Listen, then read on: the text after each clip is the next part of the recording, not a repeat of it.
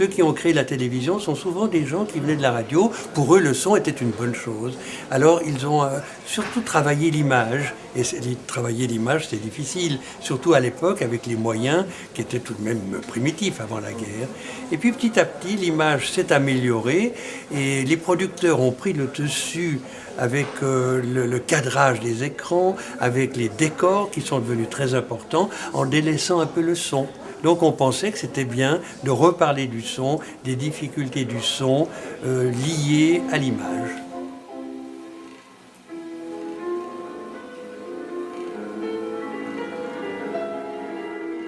Lors du reportage, on a un preneur de son qui est équipé de micros et c'est lui qui va permettre en fait de faire la même chose que ce qui se fait avec une caméra. Sur une caméra, on a un zoom, ce qui va par exemple nous permettre d'aller isoler un élément dans le paysage qui nous entoure.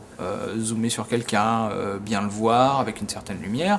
Au son, en fait, il n'y a pas de zoom. La seule manière d'isoler un élément, c'est de s'en approcher, ou de faire les bons choix de micro, ou les bons placements de micro. Et ça, c'est le travail de l'ingénieur du son. C'est lui qui va permettre d'aller chercher l'élément qui est intéressant à l'image, et de l'extraire en fait d'un fond sonore qui, globalement, ne permettrait pas de le distinguer. Vous entendez ?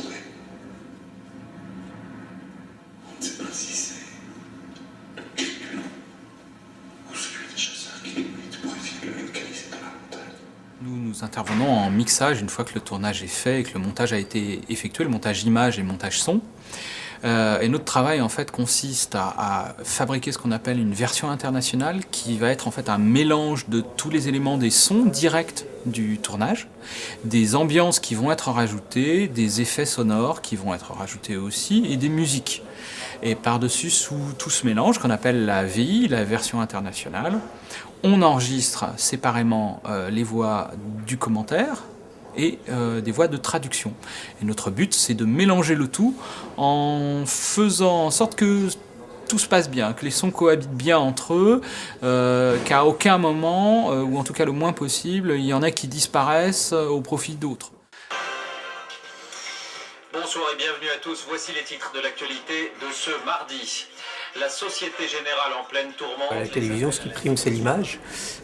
Contrairement aux pays anglo-saxons où le son a une valeur, chez nous, c'est l'image qui prime. Et le son est un peu laissé de côté. On y pense seulement quand il y a des problèmes. Quand il y a un problème à l'antenne, là on commence à penser au son. Et pourtant, bon, le son, c'est quelque chose d'assez primordial, puisque une image sans son, ça ne veut plus rien dire. Quand c'est du direct, le direct amène toujours des contraintes supplémentaires, c'est-à-dire qu'on n'a quasiment pas droit à l'erreur, on ne peut pas couper la prise comme on le fait au cinéma si ça ne va pas, s'il faut rajuster un micro, etc. Une fois que le journal est lancé, le générique de départ est envoyé, on ne s'arrête plus jusqu'à la fin, ou si on s'arrête, c'est grave.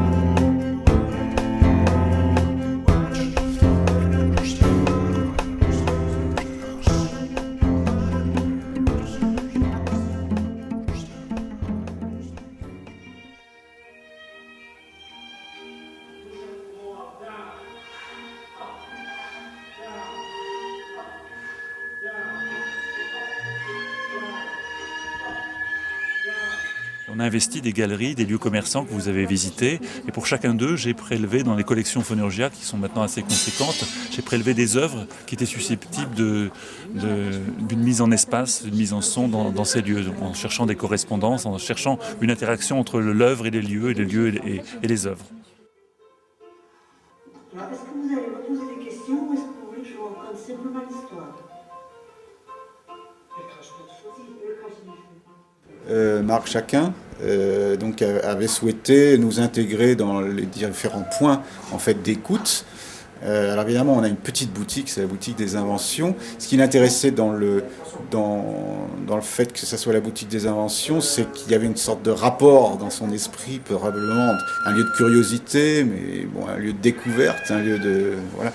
Au sens premier du terme, l'invention, on découvre aussi des choses. On invente une invention quand on découvre un lieu géographique, alors pourquoi pas un son. La vocation première de Phonorgia Nova, c'était de permettre à des artistes d'investir l'espace hertzien, l'espace des ondes, pour y faire de la création radiophonique.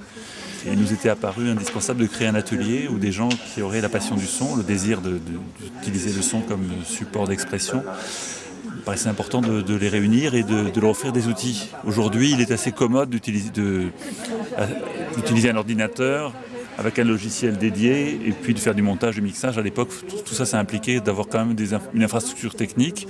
Et donc, Phonorgia a d'abord servi d'infrastructure technique pour des gens qui avaient envie de mener des excursions dans le domaine du radiophonique.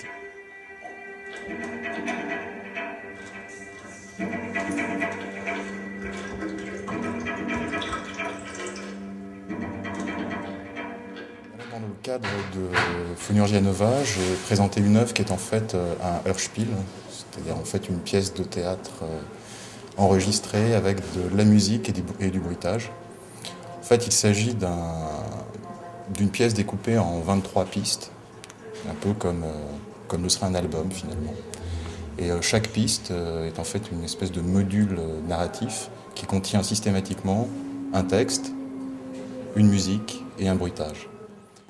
C'est la créativité, l'invention, enfin la capacité à faire, la capacité à faire avec du son, à faire du son un langage, la capacité à raconter des histoires, à mettre en scène des personnages, à mettre en scène des situations, etc. À faire donc une capacité à être scénariste avec le son. Enfin, donc on récompense des auteurs.